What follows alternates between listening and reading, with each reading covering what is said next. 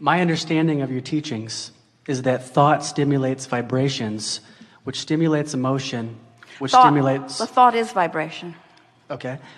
And you said that creation requires no action, and that the evidence will reveal itself.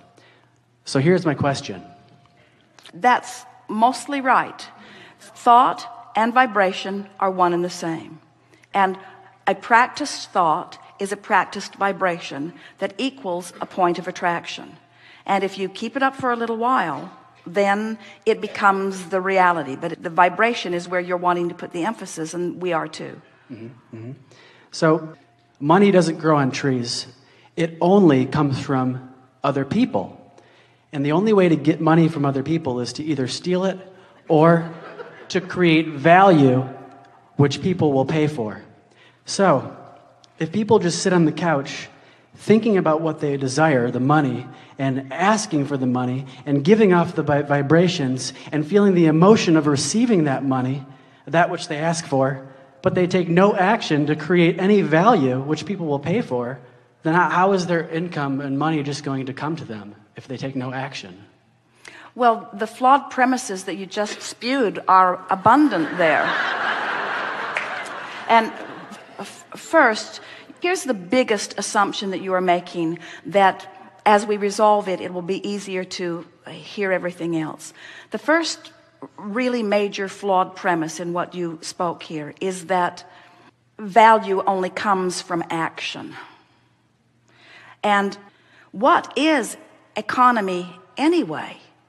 In other words, who gets to decide that what you do for a living is only worth $8 an hour, and while what that one does for a living is worth $50 an hour, and while that one does for a living is worth $10,000 or $10 million an hour? Who gets to define that value anyway? It's not very well defined, is it?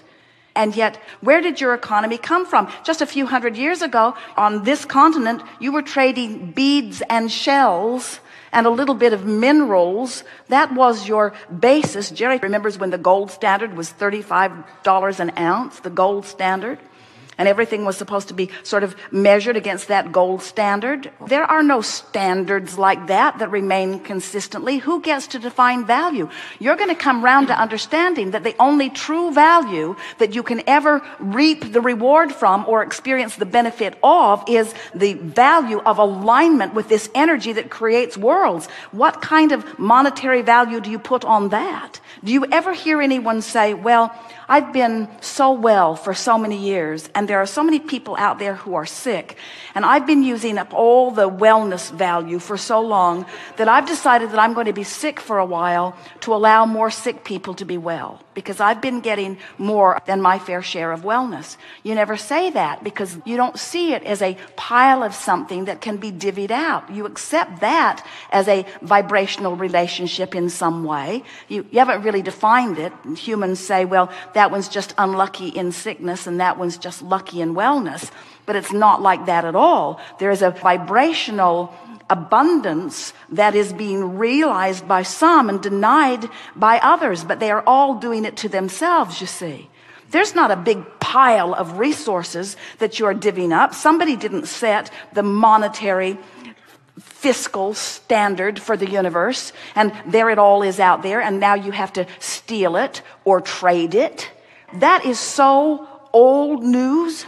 This is a vibrational reality that you are moving into, and it is thought and alignment. Who do you think was paid for this earth that is now congealed and spinning in its orbit? Who was paid for that? Who scraped that value together, and who was paid for it, and who tends for it in its orbit? In other words, there are so many things that you can't begin to explain through a platform like the one that you just presented to us here. And that platform is not serving anyone at all, you see. Mm-hmm. So now, in other words, this is common wisdom. There isn't anything that you said. You didn't just make it up. A whole lot of people believe that. But now read it to us again, and we're going to pick it apart line by line so that you can feel what we're getting at. Just start again. Okay.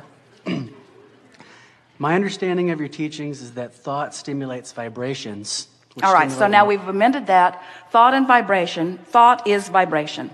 And law of attraction brings more thought to it. So when I think this thought and I hold the frequency of it for as little as 17 seconds, another thought like it is going to join it. And you're calling that stimulation of thought. And we say yes. When you keep a vibration going, law of attraction is going to make it bigger and bigger and bigger. Whether it's something wanted or unwanted, it will get bigger by focus to it. And so you don't have to do anything. You can just sit You there have to focus. sit in a chair and focus like this.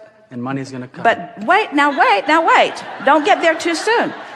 Focus is doing something. Focus is harnessing the energy that creates worlds. In other words, that's like saying, you don't have to do anything. You just have to focus. And then the world will come into being. Somebody did something. Somebody did something. Somebody focused. Focus has value. You can sit and focus out of the vortex and your life won't change at all. You can sit and focus in the vortex and your life will change magnificently. The power of your mind is the only power that matters, and all the other stuff you do is just for the pleasure of enhancing what you've really done with your mind. And all the real power is the focus. And for you to call that nothing could not be further from accurate. Okay. All right. Okay. We are enjoying this. We want you to enjoy it too. I'm loving it. Very much enjoying. Okay, so continuing, most people would like enough passive income, but it's not about the action that you offer. It's about the alignment with the dream. It's about the alignment with the real resource. We're talking about tapping into the energy that creates worlds and flowing it through your experience. And a really good place to start is to look around at the vast differences in the way people are living their lives. The people that are working the hardest in terms of action are receiving the least. And the people who are working the least are receiving the most. How do you reconcile that? Most don't. Most just say that sucks. Most just say there's injustice. Most just say, let's take the pie and split it up again. Let's take the pie and split it up again. Let's take the pie and split it up again. And it does not matter how many times you split that pie up.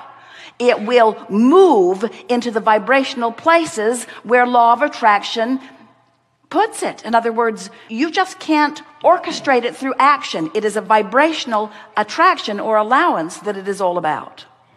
Continue just a little bit. We have 2 minutes. Okay.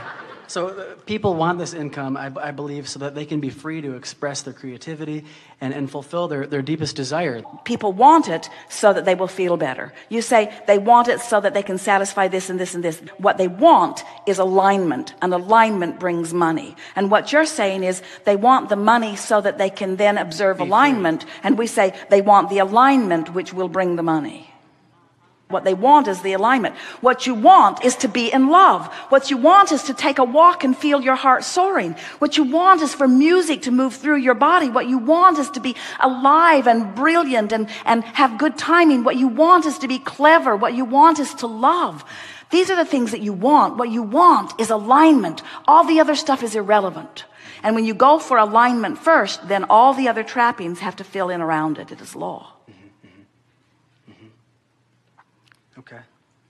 So the point of the whole entire question is just simply trying to understand how you can create what you desire without taking physical action. And what we're saying is you've already created it with all that you've been living, and it's waiting for you, offering a signal, and all you have to do is hone in on that signal. And you can tell when you're honing in because you're feeling better, and you can tell when you're getting closer because you're feeling lighter, and you can tell when you've really honed in because you believe, and you can tell when you consistently honed in because you just know life is good, and you just know you're stable, and you just expect it to be good. And now you're moving through life doing the action which is delicious, doing the action that supports your knowledge of well-being.